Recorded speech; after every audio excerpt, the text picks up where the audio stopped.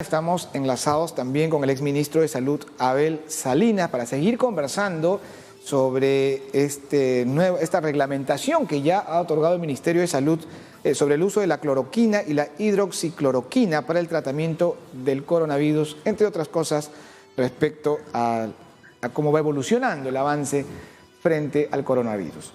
Abel, buenos días. Gracias por este enlace nuevamente. Reinaldo, buenos días.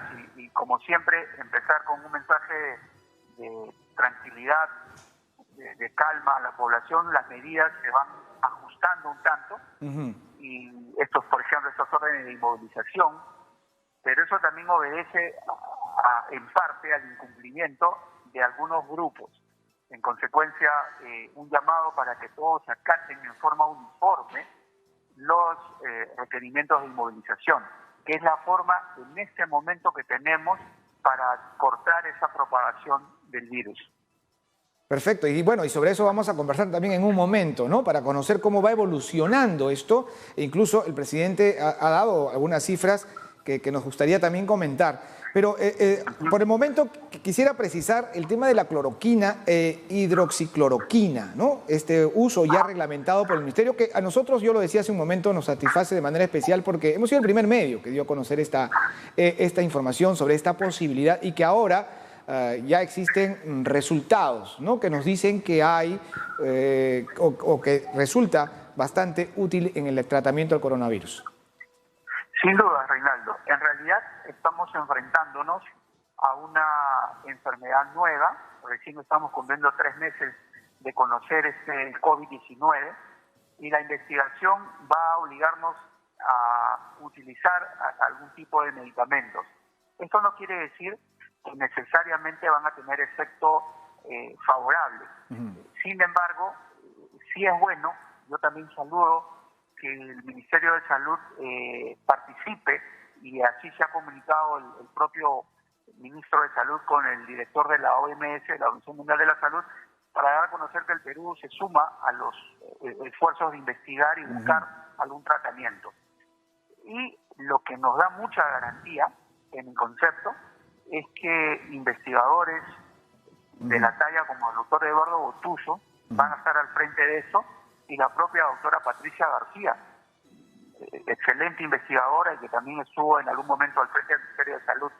De manera que esto sí nos da garantía de que vamos a investigar los usos del medicamento, de los dos medicamentos.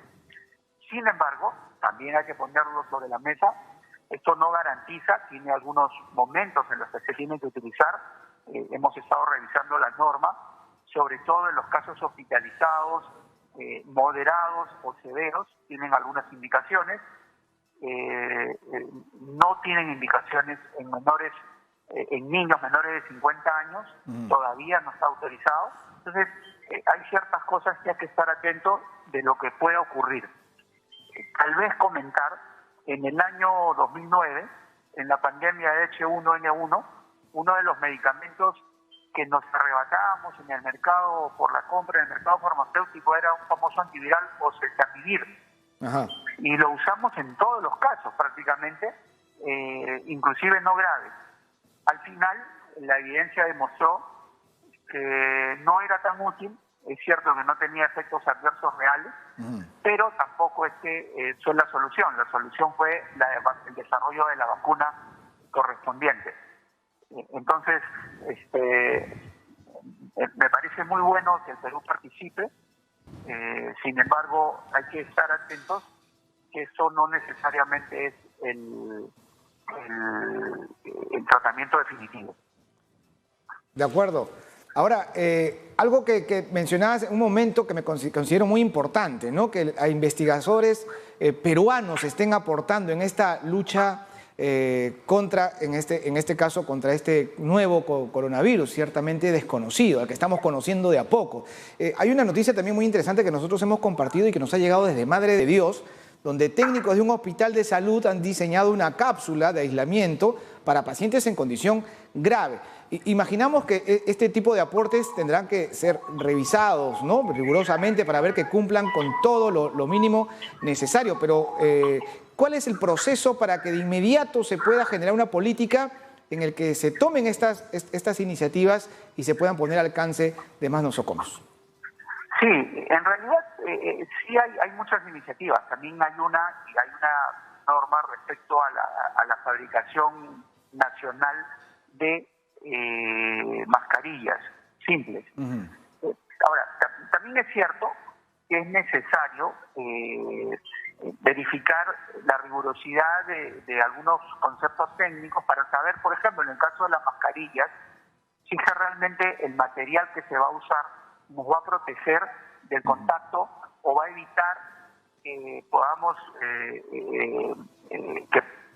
evitar transmitir algunos virus usando algún tipo de mascarilla que se van a utilizar diferentes. En realidad, todo eso tiene que pasar por un control riguroso de los estándares de calidad para saber si es válido. Hay que tener cuidado con eso. Lamentablemente, yo lo entiendo, en el Perú hay mucho mercado informal y muchas personas que van a tratar entonces de fabricar las mascarillas sin esos estándares. Y ahí toca pues un control, por ejemplo, de DIGESA, de la Dirección General de Saneamiento Ambiental. Va a tener que estar muy atentos de ver que lo que se comercializa reúne los criterios técnicos mínimos que se puedan especificar en cada una de esas producciones. De acuerdo, de acuerdo. Algo más, el presidente nos decía ayer, la misma pregunta que le decía también al doctor Talavera, ¿no? Él planteó que según los estudios de proyección, para esta fecha deberíamos tener 5.000 personas que hayan dado positivo al coronavirus. Sin embargo, no alcanzamos los 2.000 y que esto responde a las medidas que se han adoptado, particularmente de aislamiento. ¿Podemos hacer esa misma evaluación? Bueno, la verdad que no me gustaría tener discrepancias, pero un hecho real es que no estamos haciendo el número suficiente de pruebas. Y ya sabemos que lamentablemente no las hemos tenido disponibles y las que tenemos moleculares las estamos procesando con bastante lentitud. Entonces, el caso de Loreto, por ejemplo, en realidad no es que Loreto de un día para otro duplicó los casos. Lo que ocurrió es que no habíamos podido procesar las pruebas en los tiempos correctos y por lo tanto cuando salieron en bloque pues daba la impresión de que los casos habían aumentado tremendamente. No queda duda que tenemos un subregistro. Bueno, eso todos los epidemiólogos hacen cálculos y fórmulas para saber más o menos cuántos casos más tenemos. Lo que no podemos ahora, por más que parezcan drásticas las medidas, como este aislamiento, esta inmovilización, en este momento, Reinaldo, lo que nos toca es acatarlas. O sea, hay que hacerlo porque estamos con menos armas. Si tuviéramos más pruebas moleculares, probablemente pudiéramos ser un poco más selectivos. Pero como no las tenemos, estamos lamentablemente teniendo que aislar a sanos, a enfermos leves, a asintomáticos, a todos, porque no sabemos a ciencia cierta quiénes tienen el virus. Entonces, son las limitantes que tenemos, lamentablemente, en nuestro sistema de salud y en nuestros servicios de salud. No tenemos otro remedio, digamos, más efectivo que ese en este momento.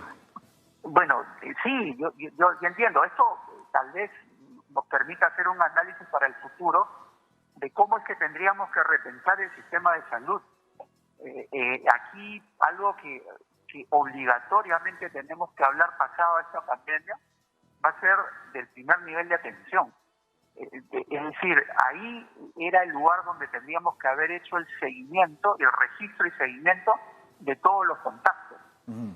Y otro tema que obligadamente va a tener que trabajarse en el Perú es la digitalización de la salud. Vale decir, tenemos que tener el acceso a la información no por fichas que llenemos, no por papelitos. O sea, vamos a tener que invertir en digitalizar la salud. Y no se trata de historia clínica electrónica, no se trata solamente de telemedicina, esto va mucho más allá y el ministerio debería ser capaz, cosa que lamentablemente nadie lo ha hecho en los últimos tiempos, hemos venido rezagados por años.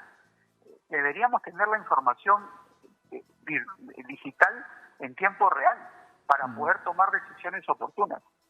Y esa data podríamos haberla compartido con los actores locales, por ejemplo, con los gobiernos locales, y definitivamente hubieran sido brazos de ayuda para el seguimiento, el cuidado de nuestros pacientes, de nuestros ciudadanos en el primer nivel de atención.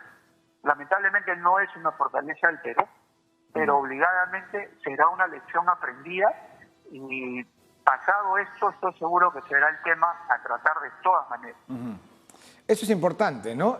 Ir armando en realidad la agenda post-coronavirus, por llamarlo de una manera, ¿no? Y no porque el coronavirus vaya a dejar de existir, ya decíamos que muchas cosas van a cambiar y vamos a aprender a convivir también, pero tenemos que tratar estos asuntos que nos permitan afrontar de una manera mucho más eficiente y efectiva frente a situaciones como estas. Absolutamente de acuerdo, Reinaldo. Es cierto que el momento ahora que se vive y que se vivirá en las próximas semanas y meses va a ser la contracción económica, las dificultades, la población vulnerable económicamente, la pobreza coyuntural que se puede generar cuando se interrumpe la cadena de pago, evidentemente va a ocasionar mucha angustia social, mucha reacción social. Y eso es un tema. Y el otro tema, hay que manejar evidentemente, pero también hay que ir pensando un poco en cómo, digamos, los que nos dedicamos al tema sanitario, al tema de salud, es cómo nos ponemos finalmente de acuerdo y podemos hacer una política sostenible en salud por los próximos 5 o 10 años para revertir esta situación y tener un sistema de salud mucho más sólido, mucho más cercano del propio ciudadano. De acuerdo. Muchas gracias entonces por este enlace y seguro iremos conversando en cualquier otro momento para seguir evaluando, ¿no? cómo vamos evolucionando. Con todo gusto, Reinaldo. Un abrazo. Muchas gracias también. Un llamado de calma para todos. Gracias, igualmente. Conversamos entonces con el ex ministro de Salud, Abel Salinas, ¿no?